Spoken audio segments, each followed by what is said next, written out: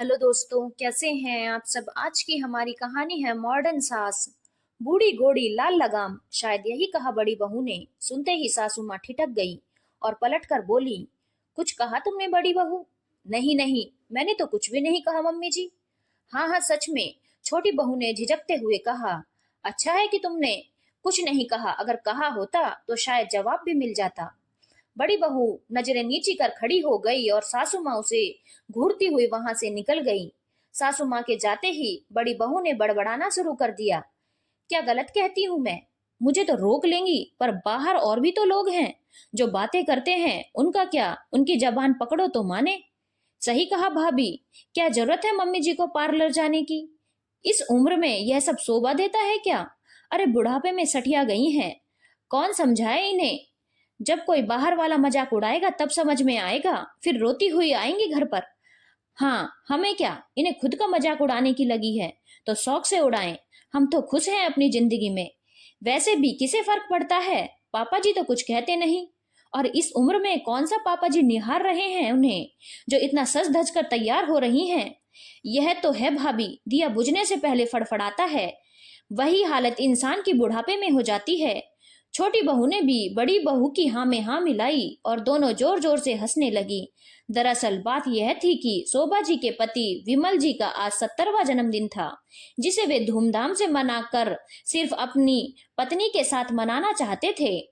इसके लिए उन्होंने एक रेस्टोरेंट में टेबल भी बुक कर ली थी।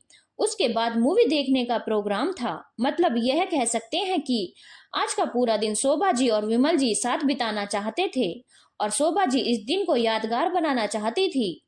इसीलिए उन्होंने सोचा कि क्यों ना पार्लर जाकर थोड़ा लाइट मेकअप ही करवा लूं, विमल जी को अच्छा लगेगा। बस यही सोचकर वे पार्लर निकल गई। और यही बात दोनों बहुओं को खटक रही थी कि देखो तो मम्मी जी और पापा जी बुढ़ापे में कैसे कैसे गुल खिला रहे हैं। खैर दोपहर के 1 बज रहे थे। विमल जी अपने कमरे से तैयार होकर बाहर निकले तो एक पल के लिए बेटे बहू पोते पोती उन्हें देखते ही रह गए। हमेशा कुर्ता पजामा पहने रखने वाले पापा जी आज सूट टाई में तैयार होकर जच रहे थे। पापा जी बार बार घड़ी की तरफ देख रहे थे। फिर उन्होंने अपने बड़े बेटे से पूछा, अरे बेटा, तुम्हारी मम्मी आ गई क्या? नहीं पापा, बस आने में ही होंगी। थोड़ी देर बाद डोरबेल बजी। बड़ी बहू ने जाकर दरवाजा खोला तो मम्मी जी को देखकर एक टकनी हारती ही रह गई। हरी बंदेज की साड़ी, उन पर मैचिंग ब्लाउज, साथ ही बालों का सुंदर सा जोड़ा बना रखा था और हल्का सा मेकअप। आज वाकई मम्मी जी कहर ढा रही थी। विमल जी तो शोभा जी को निहारते ही रह गए। इतने में दोनों बेटे एक साथ ही बोल पड़े, वाह क्या बात है मम्मी, आज तो बहुत सुंदर लग रही हो। दोनों बेटों की बात सुनकर शोभा जी मुस्कुरा दी। इतने में विमल जी बोले, तो शोभा जी तैयार हैं आप साथ चलने के लिए? जी जरूर, कहकर दोनों पति पत्नी वहां से निकल गए। उनके जाते ही दोनों बहुओं ने फिर से बड़बड़ाना शुरू कर दिया।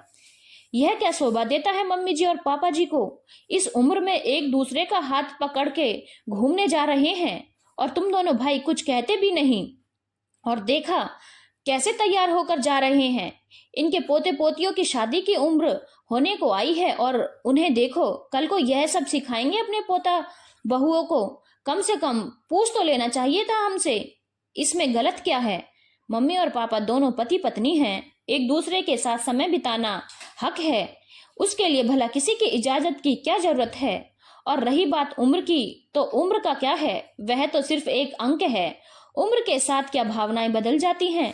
तुम लोगों के हिसाब से तो कल को हम लोग पति पत्नी ही नहीं रहेंगे और हमारे बेटे बहू डिसाइड करेंगे कि हमें क्या करना है और क्या नहीं। दोनों भाइयों ने एक साथ सुर मिलाकर कहा। जब बात खुद पर आई तो दोनों बहुएं एक बार सोचने को मजबूर हो गई कि गलत तो कुछ भी नहीं है। आखिर पति पत्नी का रिश्ता तो उम्र के साथ प्रगाढ़ होता है, तो उसे उम्र के बंधन में बांधने की क्या जरूरत है। धन्यवाद दोस्तों, अगर आपको कहानी अच्छी लगी हो तो चैनल को लाइक, शेयर और सब्सक्राइब करना ना भूलें।